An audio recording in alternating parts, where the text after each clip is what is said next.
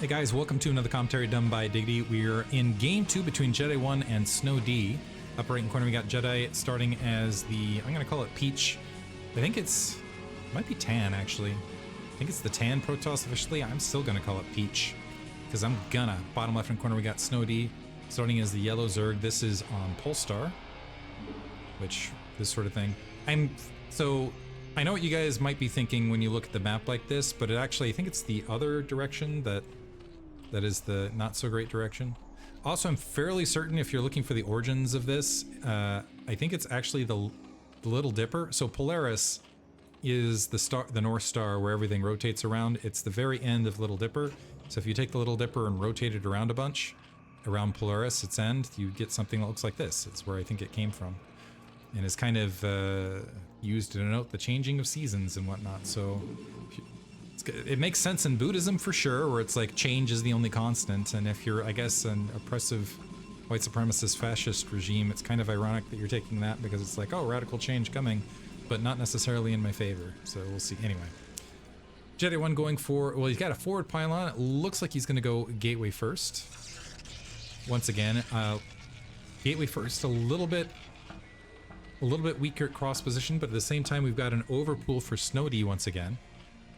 And as far as the turnaround, should have more success defending if there is early Zergling aggression on the pullout. You're just going to have more space, more room, more time to get his additional units out. Overlord going to the upper left-hand corner initially, so no first scout for Snow D this time. And it looks like Jedi 1 on his scouting cycle should come across Snow D's base on second scout. Will be able to verify the Zerglings if they're in production, and might even, with the timing of this, drone kind of scouting across here. Let's see if Jedi 1 opts. Okay, he sees the drone making its way across. I was about to say he might have had an opportunity if Snow D was going to go into the 6 o'clock location, because sometimes you'll see Zerg grab the third base before they're natural, just to... I'm not sure what the entire reasoning of that is on occasion. Like sometimes it's to avoid the probe harassment, but anyway, would have been an option. Probe mixing it up with the drones is going to be able to verify that this is several Zerglings spawning, which is going to give a forewarning to the Zealot that, is the Zealot going to continue? So there's, oh, double gateway. I take it back. I wasn't paying attention to Jedi 1's main. He's in fact opting for a double gateway start. The drone going to be able to sneak its way out. That should actually, this Zealot walking its way by, never mind, the Zealot's going to go into no man's land, so Snow D does not have vision on this. And he might wander up and start attacking this initial gateway, thinking that he's going to end up in a stronger position than he is. The probe's still sitting around, 2 Zerglings making their way back. This Zealot currently pocketed at the 9 o'clock, the Zerglings running by. They're ignoring, okay, not the favorable engagement, but with the 2 Zealots at this timing, Snow D still might be thinking this is a single gate, and that this isn't the aggression. Part of the problem for Jedi 1 is this is cross position, so it's going to be a little bit harder to execute. He hasn't gotten that third hatchery up as of yet, hasn't dedicated resources, and he hasn't queued up additional Zerglings in the midst of this, and it looks like those Zerglings were mostly cleaned up. Yeah, we've got 1 Zergling making its way back, so yeah, he has no idea what was coming, and now we've got that third Zealot. He needs to do the math right this second and recognize that's too many Zealots for a single gate at this timing. Otherwise, he's going to be in a lot of trouble, and it looks like this Zealot's going to run back. The Zerglings are running to engage it, which isn't going to be the best spread. These Zealots holding short, though. Going to wait for a 4 on, what is this going to be, 4 on 5? That is not good odds for the Zerglings. Things are looking great for Jedi 1. Now the Overlord spots the Zealots making their way across, by the way. Okay surround here from Snow D. Great Zealot focus fire by Jedi 1. Loses 1 Zealot in the midst of this, but got some really good focus fire. More Zerglings being constructed. The Zealot's making the way to the main. It looks like the damaged Zealot is managing to stay behind of his 2 allies. Hydralisk Den being dropped in the midst of this. But honestly, I would have hoped for a Sunken Colony or something like that to try to stay alive. Great micro here from Jedi 1. He's doing a great job of protecting that weakened Zealot. 2 Zealots now attacking that hatchery at the natural. Are these 3 Zealots going to be able to make the main? That lone Zealot here has maintained a huge amount.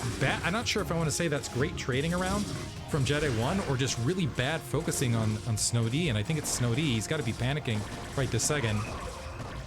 Good drone drill right there, but he's still taking a lot of damage, and I think this game might be over at this stage. This doesn't look like it's sufficient Zerglings to deal with the Zealots on the ground. Jedi 1 is giving opportunities, however, by splitting these Zealots up. He's going to be able to get that natural expansion hatchery, at which point it'll be one base versus one base. Nice little engagement point. Looks like Snowdy now focusing on his Zerglings a little bit there, but still great micro. That Zealot's still going to stay alive. That was 6 Zerglings without losing a Zealot, which is fantastic. And now starting to work on the spawning pool. Looks like some additional Zerglings are getting engaged by the reinforcements here at the natural. And that hatchery is gone. So now we're down to even fewer larvae. And I think that's going to be it. Looks like the Zerglings were able to kill, the Zerglings that hatched were able to kill some units right there.